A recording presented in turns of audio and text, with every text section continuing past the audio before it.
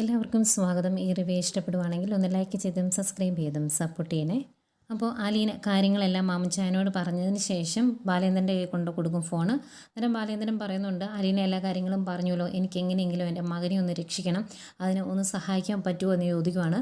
അന്നേരം മാമച്ചായൻ പറയുന്നുണ്ട്, എനിക്ക് സഹായിക്കാൻ പറ്റുമോ എന്ന കാര്യത്തിൽ ഉറപ്പ് പറയാനൊന്നും പറ്റില്ല, എങ്കിലും ശ്രമിച്ചു നോക്കാം. ഒരു കാര്യം ചെയ്യുക, നാളെ ബാലേന്ദ്രന് അലീനയും കുട്ടി ഇവിടെ വരെ ഒന്ന് വരാൻ പറ്റുമോ, നാളെയോ മറ്റന്നാളോ സൗകര്യം പോലെ മതി എന്ന് പറയുമ്പം ഉറപ്പായിട്ടും നാളെ തന്നെ വന്നേക്കാം എന്ന് പറയുന്നു. എങ്കിൽ വരുമ്പം കാണാം എന്ന് പറഞ്ഞ് ഫോം വയ്ക്കുവാണ് മാമച്ചായൻ. ഫോം വെച്ചതിന് ശേഷം ബാലേന്ദ്രൻ അലീനയോട് ചോദിക്കും, നമുക്ക് നാളെ തന്നെ എറണാകുളം വരെ ഒന്ന് പോയാലോ, നിനക്ക് എന്തെങ്കിലും തിരക്കുണ്ടോ ബുദ്ധിമുട്ടുണ്ടോ എന്ന് ചോദിക്കുമ്പോൾ ഇല്ല അച്ഛാ ഞാനും വരാമെന്ന് പറയും. ഏതായാലും ബാലേന്ദ്രൻ അവിടെ ഇരിക്കും. അത് കഴിഞ്ഞാണ് അലീന കൊടുത്ത ആ ജ്യൂസ് എടുത്ത് കുടിക്കുന്നത്. എന്നിട്ട് പറയാം, ഇപ്പോഴാണ് ഒരു ചെറിയൊരു ആശ്വാസമായത്, അവൻ തെറ്റ് ചെയ്തിട്ടില്ല എന്നറിഞ്ഞപ്പോൾ തൊട്ട് ആകെ ഒരു വിഷമമായിരുന്നു ഒന്നും ചെയ്യാതിരിക്കാൻ എന്നൊക്കെ പറയുന്നുണ്ട്. പിന്നീട് മനുവിനെ കാണിക്കുന്നുണ്ട്. മനു വൈകിട്ട് വൈജയന്തിയുടെ അടുത്തൊക്കെ പോയിട്ട് വീട്ടിലോട്ട് വരുന്നു. വീട്ടിലോട്ട് വരുമ്പം രാജീവൻ പോകാൻ തുടങ്ങും കേട്ടോ. സിംഗപ്പൂരിന് പോകുന്നതിനുള്ള പാക്കിംഗ് ഒക്കെ തുടങ്ങിയിട്ടുണ്ട്, നാളെ പോകും.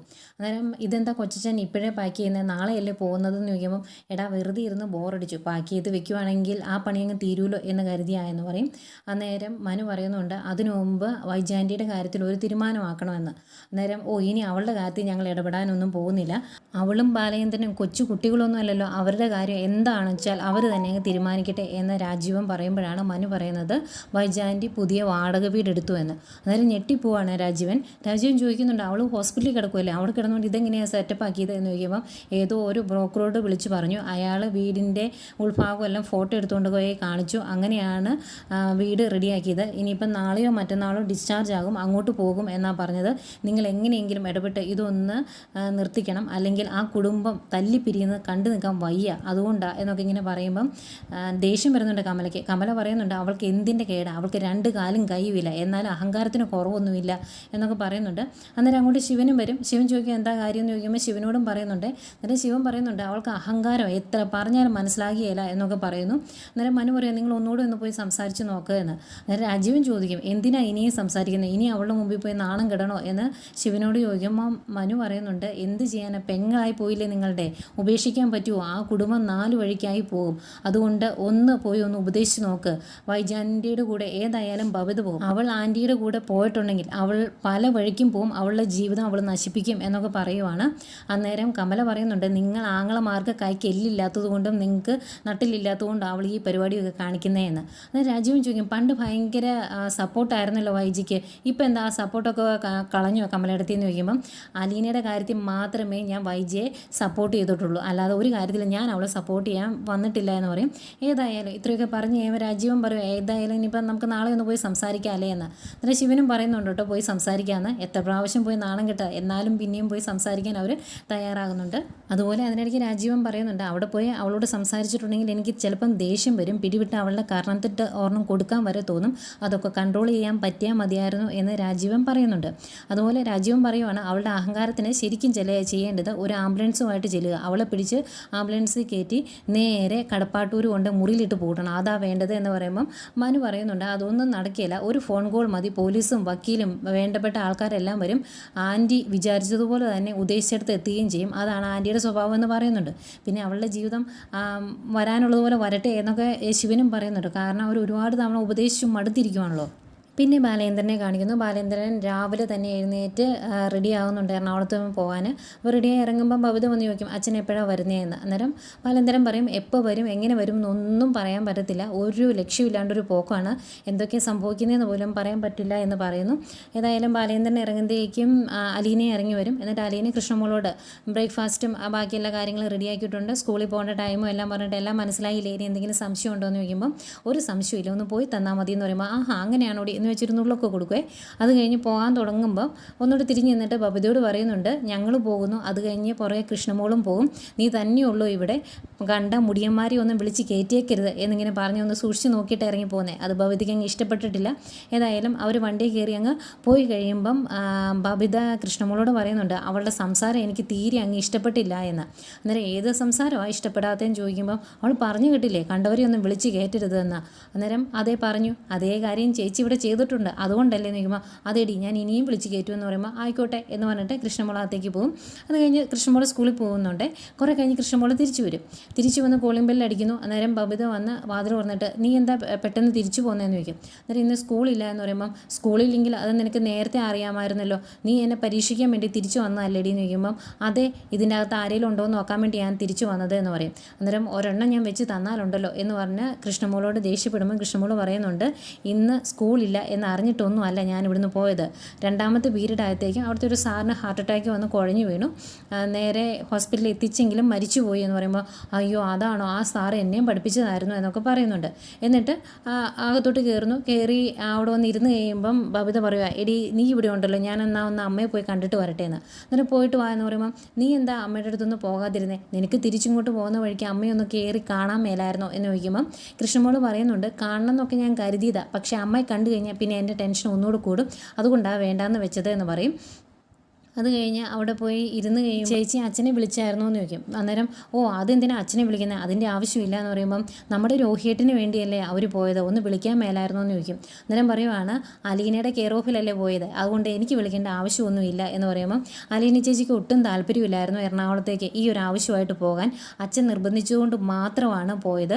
ചേച്ചിക്ക് ഇവിടുന്ന് പോകുമ്പോഴും ആ കാര്യങ്ങളൊന്നും നടക്കും എന്ന് യാതൊരു ഉറപ്പുമില്ലാതെയാണ് പോയേക്കുന്നത് എന്ന് പറയുമ്പോൾ പിന്നെ എന്തിനാ അച്ഛൻ നാണം കിട്ട് പോയത്, പോയി തോറ്റു തുന്നം പാടി വരട്ടെ എന്നാണ് ബബിത പറയുന്നത്. അന്നേരവും കൃഷ്ണമോൾ പറയുന്നുണ്ട് നമ്മുടെ രോഹിയേട്ടിന് വേണ്ടിയാണ് പോയത്, നടക്കുവാണെങ്കിൽ നടക്കട്ടെ എന്നുള്ള രീതിയിൽ കൃഷ്ണമോൾ സംസാരിക്കുന്നുണ്ട് കേട്ടോ. ബബിതയ്ക്ക് ഇതൊന്നും ഒരു പ്രശ്നമേ അല്ല. ഏതായാലും ബബിത ഹോസ്പിറ്റലിലേക്ക് വൈജയന്തിയെ കാണാൻ പോകും എന്ന് പറയുന്നുണ്ട്. പോയിട്ട് 2 മണിയാകുമ്പോഴത്തേക്കും വന്നം കൃഷ്ണമോൾക്ക് സാറിൻ്റെ അനുശോചനമുണ്ട് 2 മണിക്ക്. ആ സമയമാകുമ്പോഴത്തേക്കും ഒന്നുകൂടി സ്കൂളിൽ പോകണമെന്ന്. എന്നാൽ അതിന് പോയില്ലെങ്കിൽ എന്നാടി കുഴപ്പമെന്ന് ചോദിക്കുമ്പം അങ്ങനെ എല്ലാവരും വിചാരിച്ചിട്ടുണ്ടെങ്കിൽ അനുശോചനത്തിന് ആരും അങ്ങ് എത്തിയില്ല എന്ന് പറയുമ്പം നീ വലിയ ഡിസിപ്ലിനുള്ള ആളല്ലേ എന്ന് പറഞ്ഞ് കളിയാക്കുന്നുമുണ്ട് കൃഷ്ണമോളെ. പിന്നീട് ബാലേന്ദ്രനെ കാണിക്കുന്നു. ബാലേന്ദ്രൻ മാമച്ചായൻ്റെ വീടിൻ്റെ അങ്ങോട്ട് ചെന്ന് കഴിയുമ്പോൾ ഒരു സംശയം ഇത് തന്നെയാണോ എന്ന് ചോദിക്കുവാണ് അലീനയോട്. അന്നേരം അലീന പറയും പിന്നെ ഇത് തന്നെയാണ് ഞാൻ എത്ര പ്രാവശ്യം വന്നിട്ടുള്ളതാ എന്ന് പറയും. എന്നിട്ട് ഇതിൻ്റെ എവിടെയാണ് നമ്മൾ വണ്ടി കൊണ്ട് നിർത്തേണ്ടത് എന്ന് ചോദിക്കുവാണ്. വലിയ ബംഗ്ലാവ് പോലെ ഇങ്ങനെ കിടക്കുവാണല്ലോ. അന്നേരം ആ വീടിൻ്റെ ഫ്രണ്ടിലോട്ടാണ് സാധാരണ വണ്ടി കൊണ്ട് നിർത്തുന്നത് എന്ന് പറയും. ഏതായാലും അവർ വണ്ടി നിർത്തി ഇറങ്ങിയതിന് ശേഷം ഇങ്ങനെ നോക്കി നിന്നിട്ട് ബാലേന്ദ്രൻ ചോദിക്കുക ഇത് വീട് തന്നെയാണോ അതോ വല്ല ഭൂസ്വാമിമാരുടെ വേനൽക്കാല വസതിയാണോ എന്ന് ചോദിക്കുമ്പോൾ ഇത് വീട് തന്നെയാണ്, അച്ഛൻ കയറി വാ എന്ന് പറയും. അവർ കയറി വന്ന് കോളിംഗ് ബെല്ലടിക്കുന്നു. ബെല്ലടിച്ച് കഴിയുമ്പോൾ വന്ന് തുറക്കുന്നത് ഗ്രേസിയമ്മയാണ്. അന്നേരം തുറന്ന് കഴിയുമ്പോഴത്തേക്കും അലീനയോ കയറി വാ എന്ന് പറയുമ്പം അച്ഛനെ അന്ന് വീട്ടിൽ വന്നപ്പോൾ പരിചയപ്പെട്ടില്ലായിരുന്നോ എന്ന് ചോദിക്കും. അന്നേരം പരിചയപ്പെട്ടായിരുന്നു, പക്ഷേ അന്ന് അത്ര നല്ല മൂഡിലല്ലായിരുന്നു മേനോൻ എന്ന് പറയുമ്പം പെട്ടെന്ന് എന്തോ ഒരു വിഷമം പോലെയാവും ബാലേന്ദ്രനെ. അപ്പം ബാലേന്ദ്രൻ പറയുവാണ് അന്ന് ഞാൻ ആകപ്പാടെ ഒരു ക്രിട്ടിക്കലായ മാനസികാവസ്ഥയിലൂടെ കടന്നു പോകുമായിരുന്നു, അതുകൊണ്ടാണ് സോറി കേട്ടോ എന്ന് പറയുമ്പോൾ അതൊന്നും സാരമില്ല എന്ന് പറയും. എന്തെങ്കിലും മാമച്ചാനും വരും. എന്നിട്ട് എന്താ എന്ന് ചോദിക്കുമ്പോഴേക്കും അല്ല നമ്മൾ അന്ന് അവിടെ ചെന്നപ്പോഴത്തെ കാര്യം ഞാൻ പറയുമായിരുന്നു എന്ന് പറയുമ്പം അതൊക്കെ കഴിഞ്ഞ കാര്യമല്ലേ, വാ കയറി വാ എന്ന് പറയും. അങ്ങനെ അവരകത്ത് കയറി ഇരിക്കുന്നതിന് മുമ്പ് ബാലേന്ദ്രൻ ചോദിക്കുന്നുണ്ട് രേവതിക്കുട്ടി എന്ത് ചെയ്യുന്നത്. അപ്പോൾ രേവതിക്കുട്ടിക്ക് ഇന്ന് കോളേജിൽ എന്തോ ഒഴിവാക്കാൻ മേലാത്തൊരു പ്രോഗ്രാം ഉണ്ട്, അതുകൊണ്ട് അങ്ങോട്ട് പോയതാണ്, ഉച്ചയാകുമ്പോഴത്തേക്കും വരും, അവൾ വന്നിട്ടേ നിങ്ങൾ പോകാവുള്ളൂ എന്ന് പ്രത്യേകം പറയണമെന്ന് പറഞ്ഞ് ഏൽപ്പിച്ചിട്ടാണ് പോയത് എന്നൊക്കെ പറയും. അതെല്ലാം കഴിഞ്ഞ് അവർ അവിടെ ഇരുന്ന് സംസാരിക്കുന്നു. അന്നേരം ബാലേന്ദ്രൻ പറയുന്നുണ്ട് എൻ്റെ മകൻ രോഹിത് അവൻ ജയിലിലാണ്, കാര്യങ്ങളൊക്കെ അറിയാലോ, ഇപ്പം 2-3 ദിവസം ആയുള്ളൂ, അവൻ നിരപരാധിയാണ് എന്ന് അറിഞ്ഞിട്ട് അതറിഞ്ഞ് പിന്നെ എനിക്ക് അവിടെ ഇരിക്കാൻ പറ്റുന്നില്ല, ആകെ ഒരു വിഷമം, എങ്ങനെയെങ്കിലും അവനെ രക്ഷിക്കണ്ടേ എന്നൊക്കെ ഇങ്ങനെ ചോദിക്കുവാണ്. അന്നേരം മാമച്ചായൻ ചോദിക്കുന്നുണ്ട് ആ പെൺകുട്ടി മൊഴി മാറ്റാൻ യാതൊരു മാർഗവും ഇല്ലേ, അങ്ങനെ ചെയ്യില്ലേ എന്നൊക്കെ ചോദിക്കുവാണ്. അന്നേരം ബാലേന്ദ്രൻ പറയും ആകപ്പാടെ അവൾ മനസ്സ് തുറന്ന് ഈ ഒരു കാര്യം പറഞ്ഞത് അലീനയോട് മാത്രമാണ്, ഇനി ആരോടും പറയുമെന്നും തോന്നുന്നില്ല. ശരിക്കും പോലീസുകാരോട് ആ പെൺകുട്ടി ഇതെല്ലാം തുറന്ന് പറഞ്ഞപ്പോഴും അവിടുത്തെ സ്റ്റേഷൻ ഓഫീസറാണ് രോഹിത്തിൻ്റെ അങ്ങനെ പേര് കൂടി ഇരുന്നോട്ടെ എന്ന് പറഞ്ഞത്. അവർക്ക് 4 പേരും പ്രതികളായിട്ട് വേണം, അതുകൊണ്ട് തന്നെ ഒരു കാരണവശാലും രോഹിത്ത് രക്ഷപ്പെടാൻ അവർ സമ്മതിക്കത്തില്ല, ആ ഒരവസ്ഥയിലാണ് എന്നൊക്കെ പറയുമ്പം ഗ്രേസിയമ്മ ചോദിക്കും ഞങ്ങൾ ശരിക്കും ഇതിൻ്റെ അകത്ത് എന്താ ചെയ്യേണ്ടതെന്ന്. അന്നേരം ബാലേന്ദ്രൻ പറയുവാണ് പാലയിൽ DYSP വിചാരിച്ചിട്ടുണ്ടെങ്കിൽ എന്തെങ്കിലും ഒരു രക്ഷയുണ്ട്, അദ്ദേഹത്തെ ഒന്ന് വിളിച്ച് പറയാൻ എന്തെങ്കിലും മാർഗ്ഗമുണ്ടോ എന്നൊക്കെ ചോദിക്കുവാണ്. അന്നേരം മാമച്ചായൻ പറയുന്നുണ്ട് നടക്കുമോ എന്നറിയില്ല, പിന്നെ അലീനയുടെ കാര്യം ആയതുകൊണ്ട് ഞങ്ങൾക്ക് ഒഴിവാക്കാനും സാധിക്കില്ല എന്ന് പറയുന്നുണ്ട്. പിന്നെ അലീനയോട് പോയപ്പോൾ ഉള്ള വിശേഷങ്ങളൊക്കെ ചോദിക്കുന്നുണ്ട്, അലീന അതൊക്കെ പറയുന്നുണ്ട്. അതിനിടയ്ക്ക് അവർ അലീനയോട് ചോദിക്കുന്നുണ്ട് അവളോട് മൊഴി മാറ്റാൻ അലീനയ്ക്ക് നിർബന്ധിക്കാൻ മേലേന്ന്. അന്നേരം ഞാനത് ചെയ്യുകയില്ല ഒരിക്കലും എന്ന് പറഞ്ഞിട്ട് അലീന ആ കൂടെ പറയുന്നുണ്ട്, പിന്നെ എനിക്കിനി അങ്ങോട്ട് പോകാനും പറ്റില്ല, അവിടെ ഉള്ളവരെല്ലാവരും കൂടെ എന്നെ വിലക്കിയിട്ടുണ്ട്, അങ്ങോട്ട് ചെല്ലരുത് എന്ന് പറഞ്ഞ് വിലക്കിയിട്ടുണ്ട്, അതുകൊണ്ട് ആ രീതിയിൽ ചിന്തിക്കേ വേണ്ടെന്നും പറയുന്നുണ്ട് കേട്ടോ. ഏതായാലും ഗ്രേസിയമ്മ കുരിയാച്ചനെ ഒന്ന് വിളിക്കാൻ തീരുമാനിക്കുന്നു. അങ്ങനെ കുരിയാച്ചനെ വിളിക്കുവാണ്. കുരിയാച്ചനെ വിളിച്ചിട്ട് കുറച്ച് വിശേഷമൊക്കെ ചോദിക്കും. എന്നിട്ട് അതെ, ഞങ്ങൾ അന്ന് അലീനയുടെ കേസുമായിട്ട് അവിടെ വന്നില്ലായിരുന്നോ, അതിൻ്റെ ഒരു കാര്യത്തിനാണ് വിളിക്കുന്നതെന്ന് പറയുമ്പോൾ, എൻ്റെ പൊന്ന് ഗ്രേസിയമ്മ, അന്ന് ആ കൊച്ചിനെ അവിടെ നിന്ന് രക്ഷപ്പെടുത്തിയില്ല അല്ലായിരുന്നോ, ഇനി എന്താ എന്ന് ചോദിക്കും. അന്നേരം പറയുവാണ്, അതെ, ആ ചെറുക്കൻ കൊച്ചില്ലേ, അത് ആ വീട്ടിലെ ചെറുക്കൻ കൊച്ചി ബാലേന്ദ്രൻ്റെ മകൻ, അവൻ നിരപരാധിയാണ് എന്ന് അറിഞ്ഞു. അതിൽ കൂടുതൽ എനിക്കിപ്പോൾ ഫോണിൽ കൂടെ പറയാൻ പറ്റത്തില്ല, അതുകൊണ്ട് ഞങ്ങൾ അങ്ങോട്ട് വരട്ടെ എന്ന് ചോദിക്കും. അന്നേരം അയ്യോ, ഇങ്ങോട്ട് വരുമൊന്നും വേണ്ട, ഇവിടെ അദ്ദേഹത്തിൻ്റെ അനിയനും കുടുംബവും ഒക്കെ ഫോറിനിൽ നിന്ന് വന്നിട്ടുണ്ട്, അതുകൊണ്ട് വീട് ഫുള്ളാണ്, അതുകൊണ്ട് അവിടെ ഇരുന്ന് ഇങ്ങനെയുള്ള പീഡന കേസൊന്നും സംസാരിക്കാൻ പറ്റത്തില്ല. അതുകൊണ്ട് ഒരു കാര്യം ചെയ്യാം, ഞാൻ അങ്ങോട്ട് വരാം, ഞാൻ ഇവിടുന്ന് വണ്ടി എടുത്ത് പോന്നിട്ടുണ്ടെങ്കിൽ 1 മണിക്കൂർ കൊണ്ട് അങ്ങോട്ട് എത്താൻ പറ്റും, നമുക്ക് അവിടെ ഇരുന്ന് സംസാരിക്കാം എന്ന് പറയുമ്പോൾ, എങ്കിൽ അതാ നല്ലത്, ഇങ്ങോട്ട് പോരെ, ഇപ്പം തന്നെ പോനെ കേട്ടോ എന്ന് പറയുമ്പം, ഇപ്പം തന്നെ ഞാൻ ഇറങ്ങിയേക്കാം എന്ന് പറയുന്നു. ഏതായാലും കുരിയച്ചൻ നേരെ ഇങ്ങോട്ട് വരാമെന്ന് സമ്മതിക്കുവാണ്. അത് കേൾക്കുമ്പം ഗ്രേസിയമ്മയ്ക്ക് ഒരു ആശ്വാസം. എന്താണെങ്കിലും അല്ലേ, ഒരു കാര്യം പോയി പറയുമ്പം ഒന്ന് സഹായിക്കാൻ മനസ്സുള്ള ആൾക്കാർ നമ്മുടെ ചുറ്റും ഉണ്ടെങ്കിൽ തന്നെ എന്തൊരു സമാധാനം. ഏതായാലും ഗ്രേസിയമ്മ ആ കാര്യം കുരിയാച്ചനോട് പറയുന്നത്, കുരിയാച്ചൻ ഇങ്ങോട്ട് വന്ന് സംസാരിക്കാമെന്ന് പറയുന്നു. കുരിയാച്ചൻ അവിടുന്ന് പുറപ്പെടുക. പിന്നീട് പ്രമോ കാണിക്കുന്നുണ്ട്. പ്രമോയിൽ വീണ്ടും വൈജയന്തിയെ വന്ന് ഉപദേശിക്കുകയാണ് കമലയൊക്കെ. അന്നേരം കമലയോട് പറയുന്നുണ്ട് വൈജയന്തി, എനിക്കൊരു അച്ഛനേ ഉള്ളൂ, ഒരു വാക്കേ ഉള്ളൂ, അതുകൊണ്ട് എൻ്റെ വാക്കിൽ നിന്ന് ഞാൻ പിന്മാറില്ല എന്ന് തന്നെ പറയുന്നു. അത് കഴിഞ്ഞ് പറയുന്നുണ്ട്, അവൾ ഒരുപാട് കാലമൊന്നും ആ വീട്ടിൽ അങ്ങനെ സുഖിച്ച് വാഴിയല്ല, എൻ്റെ ശാപം അവളുടെ തലയ്ക്ക് മുകളിലുണ്ട് എന്നൊക്കെ പറയുന്നുണ്ട് കേട്ടോ. അലീനയാണ് ഉദ്ദേശിക്കുന്നത്, ബബുദിയുണ്ട് അവിടെ.